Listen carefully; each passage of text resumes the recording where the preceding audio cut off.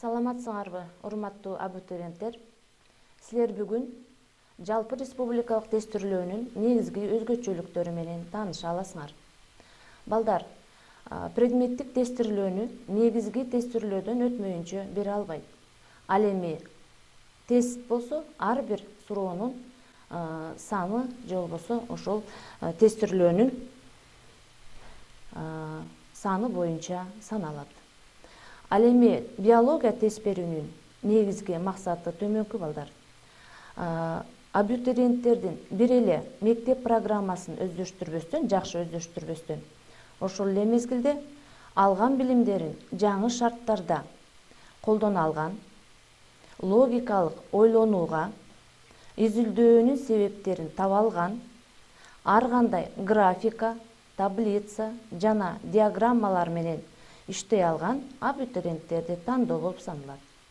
Ал эми ошо негизги ушул предметтик тестирлөөнүн маселеси ушу биологиялык ойлонуусу жогору болгон абитуриенттерди, башкача айтканда төмөндөгү закон ченемдүүлүктөрдү билүүлөрү зарыл.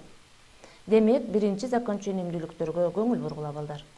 Турмуш тиричиликтеги ар кандай организмдердин түзүлүшүндөгү мыйзам ченемдүүлүктөрүн табуу.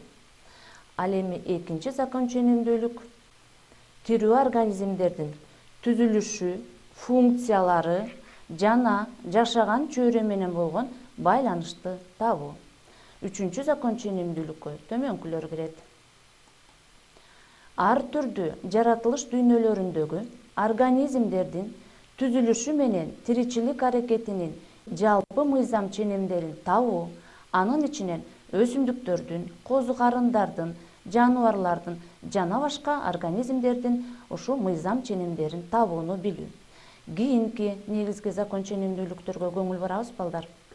Бул организмдердин бирдиктүү келип чыгышы жана тууганчылыгы тууралуу эволюциялык план боюнча жыйынтык чыгарып бере алууну билүү. Андан кийинки закон ченемдүүлүк бул органикалык дүйнөнү бирдиктүү кароо, башкача айтканда биологиялык процесстердин жана кубулуштардын аныктоо болуп саналат. Балдар, тест негизинен 40 суроодон туруп төмөндөгү бөлүмдөрдү өзүнүн ичине камтыйт. Мына ошол бөлүмдөрдү экрандан көңүл буруп карап алсаңар. Демек, бул бөлүмдөргө өсүмдүктөр, козу карындар, бактериялар, эңилчектер. Булардын негизинде 4-5 суроо болот. Ал эми жаныбарлар дүйнөсүндө 6-7 суроо. Адам жана анын ден соолугу боюнча 7-8 суроо. Жалпы биологиянын цитология жана эволюция бөлүмдөрүндө 12-15 суроо келиши мүмкүн. Экология бөлүмүнөн 4-6 суроо. Генетика боюнча маселелер 4-5 маселелер. Тестти аткарууга берилген убакыт 60 мүнөт болуп саналат. Балдар, ушу бөлүмдөрдү пайдаланууда демек төмөнкү окуу китептерден түзүлүп, мектеп программасы жана стандарттын чегинен чыккан эмес балдар. Ошондуктан биз колдонуп жүргөн окуу китептерине дагы көңүл буруп алсаңар балдар. Буларга Субанова биология 6-7 класс, Токтосунов биология 7-8 класс, Давлетова 9 класс, Токтосунов биология 10-11 класс. Балдар, тесттин суроолору бир караганда жеңил байкалат. Бирок суроолордо ар кандай логикалык чынжырча болот. Мына ошол логикалык чынжырчалардын ортосундагы байланышты табуу керек болот. Ошондуктан ошол байланышты табууга аракет кылуу керек да. Ал эми ушул жалпы республикалык тестирлөөнүн предметтик тестирлөөсүндө негизинен суроолордун 3 типтеги суроолору кездешет балдар. Ошондуктан экранга көңүл буруп, кандай суроолор келет экендигин дептериңерге жазып алып, белгилеп турсаңар болот. Демек, балдар, экранга көңүл бургула. Мисалы, силерге берилиши мүмкүн. Боор соргучтун өрчүүсү. Бул боор соргучтун өрчүүсүндө сүрөт берилет. Ушул сүрөттө көптөгөн материалдар бар. Ошол материалдарды кылдаттык менен окуп чыгып, алардын маанисин түшүнүп алышыңар керек. Ошондуктан демек ушул боор соргучтун өрчүү сүрөтүндө 4 стадия берилген. Биринчи стадиясы экрандан көрүп тургандай боор соргучтун боордогу өрчүү формасы. Экинчиси бул жумуртка, жана ошол ошол жумуртканын өрчүсүндө алар сууга түшүү менен бирге экинчи стадияда ошол жумуртка эркин сүзүп жүрүүчү личинкага айланат. Ал эми ошол личинка аралык ээсинин денесиндеги өрчүүсү, же болбосо бул ээси ошол көлчүкчүү үлүл болуп саналат. Ал эми үчүнчү стадиясы бул эркин сүзүүчү личинканын жаңы мууну болуп саналат. Ал эми төртүнчү стадиясы өсүмдүктөгү жабышып турган личинка болот. Мына ушул сүрөттө берилген материалды дагы фактыга карата суроолор түзүлөт. Ошондуктан кийинки ушул экранда берилген суроолорго көңүл буралы балдар. Демек, ушул жалпы республикалык тестирлөөдө ушул жогорудагы көргөн сүрөттө берилген материалдардын фактыларына таянып, демек төмөндөгүдөй суроо келип чыгат балдар. Мына ушул суроого көңүл бургула. Биз карап өткөн сүрөт бул демек боор соргучтун өрчүү стадиясы. Мына ушунда бардык ар бир стадиясы берилет дагы. Ошол ар бир стадиясынын негизинде төмөндөгүдөй суроо келиши мүмкүн. Материалдагы фактыларга таянып, сүрөттү пайдалануу менен боор соргуч куртунун көбөйүшү жана өрчүшү тууралуу план түзүп, аңгеме жазгыла деген тапшырма берилет балдар.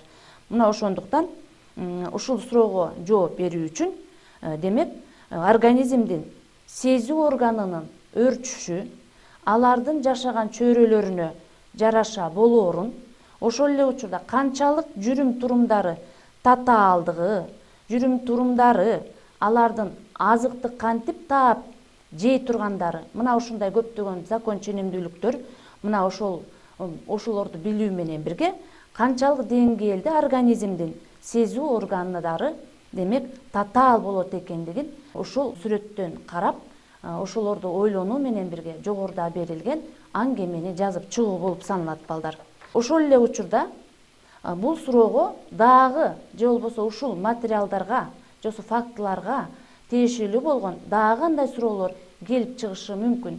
Демек, жалпы республикалык тестирлөөдө мына ушул фактылардын негизинде төмөндөгүдөй дагы суроо келип чыгышы мүмкүн балдар. Демек, экранга көңүл бурбасаңар болот. Боор соргучтун өнүгүү стадиясында, баягы биз жогоруда карап өткөн 4 стадиясында, кайсы учурунда сезүү органдары жакшы өнүккөн болот. Демек, карап өткөн ошол негизги сүрөттөгү стадияларга, алардагы фактыларга таянып, демек, мына ушундай суроого жооп берүү келип чыгат да. Мында демек балдар, угуп алсаңар болот, демек, боор соргучтун өнүгүү стадиясында, 4 стадиясындагы кайсы стадиясында, А-сында 1, Б-сында 2-нчи стадия, В-сында 3-нчү стадиясында, Г-сында 4-нчү стадиясы. Мына ушул стадияларда кайсы учурунда сезүү органдары жакшы өнүккөн болот. Берилген материалдарды карап отуруп түшүнүп алсаңар болот. Муну кандай деңгээлде тапшырманы аткарса болот деп. Демек, чоң курттар, азыр көрүп турасыңар ушу экрандан, 1-нчи стадиясында көрүнүп турбайбы балдар? Метечилик жашоого өткөндүгүнө байланыштуу сезүү органдарын жоготуп жиберишкен, демек 1-нчи стадиясында. Бирок ошол эле мезгилде эркин жашаган 2-нчи стадиясын карагыла, эркин жашаган аралык жана 3-нчү стадиясындагы карагыла, 3-нчү стадияндагылар сезүү органдарга ээ болушу керек болгон. Бирок кирпиктүү личинка 2-нчи стадиядагы өзүнүн демек кийинки жашоосу үчүн көлчүкчүү үлүлү табышы керек. Ошол учурда өзүнүн аралык ээсин, башкача айтканда, ошол табыш үчүн анын сезүү органы жакшы өрчүгөн болуу керек. Ошондуктан демек 1-нчи, 2-нчи стадиясын силер анализдеп, изилдеп табышыңар керек. Ал эми 4-нчү стадияга жетиш үчүн жанагы 3-нчү стадиядагы куйруктуу личинка бар эмеспи? Көрүнүп турат сүрөттө. Ушул куйруктуу личинка аралык ээсинин денесинен чыгып көлчүктүн жээгин сүзүп барышы керек. Ал үчүн буга да сезүү органы керек. Бирок бул личинканын жарасы жеңилирээк болгондуктан экинчи личинкага караганда, сүрөттө көрүнүп турат балдар, караганда ошондуктан сезүү органы начар өөрчүгөн. Демек бул вариант дагы туура эмес. Чөптө жашаган 4-чү стадияны карагыла балдар. Личинка эркин жашагандыктан ага сезүү органы кереги жок. Мына ушундай, ушул суроо ушундайча чечилет балдар.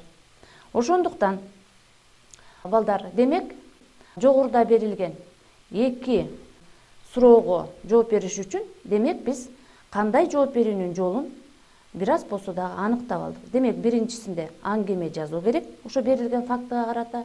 Ал эми экинчисинде, демек ошо 4 вариант берилген. Ошо 4 варианттын бирөө гана туура болот.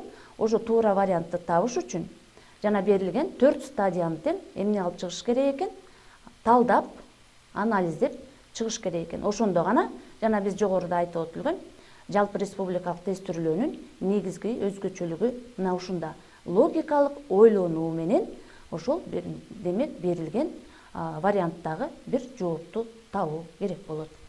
Балдар, андан кийинки дагы кандай суроолор берилиши мүмкүн? Демек экранга көңүл бурабыз балдар. Жанагы биз жогорудагы фактыларга карата жөнөкөйлөр менен мителердин түзүлүшүндөгү стадиялардын окшоштугу боюнча түрлөрдөн эволюциялык келип чыгуусунан кандай жыйынтык чыгарса болот деген суроо келет балдар. Демек кайра кайталайын. Жөнөкөйлөр менен мителердин сүрөттө көрүп турасыңар. Жөнөкөйлөр амеба, туфелька, жашыл эвглена, булар жөнөкөйлөр кирет. Ошол жөнөкөйлөрдүн, демек мителердин дагы түзүлүшүндөгү стадиялардын окшоштугу кантип чыгарсак болот экен? Демек экөөнүн ортосундагы түзүлүшүндөгү окшоштук барбы деген суроо келип чыгат да. Ошондуктан мына ушундай суроо да келиши мүмкүн. Дагы бир суроо келиши мүмкүн. Мисалы, ушул эле берилген материалдын негизинде мителердин өрчүүсүнүн кайсы стадиясында алар менен күрөшүү өтө ылайык? Демек, эгерде биз мите деп жана жогоруда айтып кетсек, боор соргучту, ошолор менен күрөшүүдө кайсы стадиясы ылайыктуу болот? Мына ушундай суроо да келиши мүмкүн. Балдар, дагы бир суроолорго дагы көңүл бурсаңар болот. Мына ушундай сыяктуу суроолор да келип чыгышы мүмкүн. Ошондон дагы бир жолу экранга көңүл бургула балдар. Демек, мында адамдын оорулуу уйдун боору менен тамактанганда адам боор соргучту жуктуруп алышы мүмкүнбү дейт. Же болбосо дагы боор соргучтун өрчүүсүнүн кайсы стадиясында кыймыл органдары жакшы өрчүйт? Мына сүрөттө көрүп турасыңар. Демек, бул жерде боор соргучтун түрлөрү берилген дагы. Ошол эле учурда ошо боор соргучтун кайсы стадиясында кыймыл органы жакшы өрчүйт? Же болбосо дагы бир суроо. Ошол адам баласы уйдун боору менен тамактанган учурда боор соргучту жуктуруп алышы мүмкүнбү деген. Көлчүкчү үлүл берилди. Ошо көлчүкчү үлүлдөрдү жок кылып койгон болсок, кандайдыр бир таасиринин натыйжасында ал кандай кесепетке алып келет? Мына ушундай суроолор келиши мүмкүн балдар. Балдар, ал эми ушул жалпы республикалык тестирлөөдө негизинен суроолордун 3 типтеги суроолору келет. Ошолордун ичинен биринчи типке кирген суроолорду биз жогоруда жанагы боор соргучтун өрчүү стадиясында карап өттүк. Ал эми азыр силер экранга көңүл буруп, ошол экинчи типтеги суроолор кандай болушу керек экен, же болбосо кандай болушу мүмкүн деген суроо келип чыгат. Ошондуктан экинчи типтеги суроого көңүл бурсаңар. Демек, экинчи типтеги суроо төмөндөгүдөй болушу мүмкүн. Төмөндө келтирилген организмдердин кайсынысы менен азыктануу тизмегин баштоого болбойт? Балдар, башкача айтканда, ушул жердеги суроодо кандайдыр бир законченендүүлүк кездешет да, жүрбөйт, болушу мүмкүн эмес. Мына ушундай суроолор болот. Ошондуктан мында демек 4 вариант жооп берилет. Ошонун ичинен бир вариантын тандап алышыңар керек. Демек, ал варианты ушул суроого жооп, ушул суроонун жообун демек түзүшү керек. Мына ушундай дагы суроолор келиши мүмкүн балдар. Ал эми балдар, 3-чү типтеги суроолор төмөндөгүдөй болот. Экранга көңүл бургула. Блок суроолор кездешет да балдар. Ошол блок суроолордо ар кандай графикалар, таблицалар, сүрөттөр жана схемалар же текст берилет дагы. Ошо тексттин материалдарына карата бир канча суроолор берилет, же болбосо варианттар берилет. Ошол эле учурда жооп варианттары аркылуу, жана биз жогоруда да карап өтпөдүкпү? Демек суроо берилип, ошол суроонун 4 варианты болот. Ошо 4 варианттын бир гана туура болуп саналат. Ал эми мен жогоруда айтып кеткен жанагы ар кандай графика, диаграмма же болбосо таблица, бул блок суроолор болуп саналат. Мына ушул блок суроолордон балдар силер ошол азыркы берилип аткан ата энесиндеги кара жана ак келемиштердин түрү берилиптир. Ушу берилген түрлөрдөн биринчи жана экинчи муундагы аргындарды аныктоо керек болуп атат. Демек ушул аныктоодо, демек ушул биринчи же болбосо экинчи муундарында демек силерге жалпы республикалык тестирлөөдө 2 суроо келиши мүмкүн. Ушул демек берилген силерде схема же болбосо графика же таблица же диаграммаларда. Мына ушундай суроолорду дагы жолуктура аласыңар. Ал эми дагы ушул эле азыркы эле биз карап өткөн таблица схемадан дагы кандай суроолор келиши мүмкүн. Ошого дагы көңүл бургула демек балдар. Демек жогорку схемага ылайык азыр көрүп өткөн экинчи муундагы F2деги осоптордун белгилери бөлүштүрүш үчүн төмөнкү жооптордун арасынан биринчи муундагы гибрид менен аргындаштыруу үчүн алынган белгисиз X особунун генотиби жана түсү кайсынысы болушу мүмкүн? Жогоруда берилген схема менен биринчи жана экинчи муундагы ошол келип чыккан гибридтерди табуу менен бирге белгисиз аныкталышы керек экен. Ал X менен берилген. Ошо белгисиз X особунун генотибин жана түсү кайсынысы болушу керек? А чоң А кичинекей а кара, Б чоң А кичинекей а кара, Всы чоң А кичинекей а ак, же болбосо Гсы А кичине же боз болобу? Мына ушундайды табуу керек болот балдар.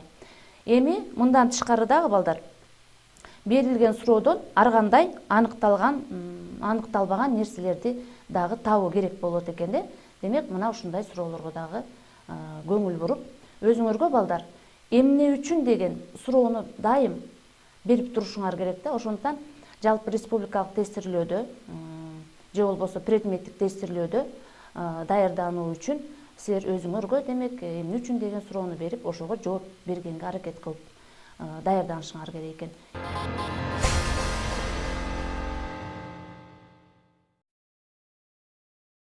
Кийинки дагы суроолордун түрлөрүнө көңүл бурабыз балдар. Демек мындай дагы суроолор келиши мүмкүн. Көгүчкөндүн денесинин температурасы 42 градус. Суроодо силер кандай жооп беришиңер керек? Мына ушул суроого жооп бериш үчүн ошол көгүчкөндүн денесинин температурасы, демек көгүчкөндүн денесинин температурасы эмне менен, кайсы органы менен байланышкан экендигин бир ошону аныкташыңар керек.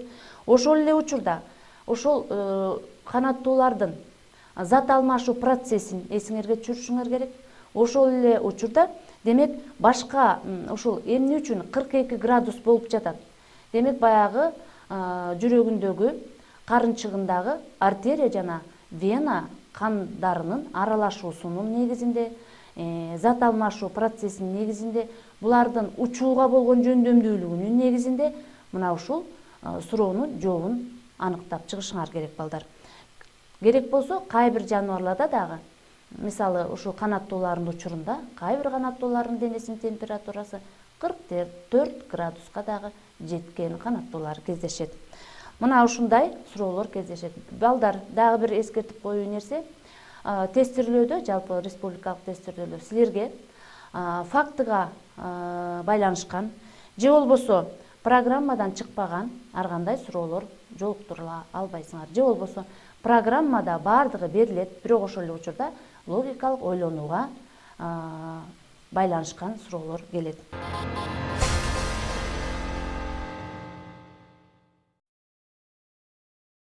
Силер ошол жалпы республикалык тестирлөөдө демек жөнөкөй эле фактыларды эстеп калуу үчүн же болбосо ар кандай биологиялык закон ченемдүүлүктөрдү формулировкалоо үчүн суроолор көп кездешпейт.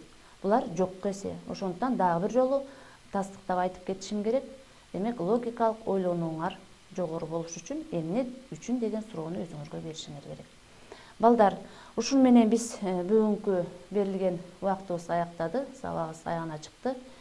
Кийинки сабактан жолукканга чейин саламатта болгула. Силерге ийгилик каалайм.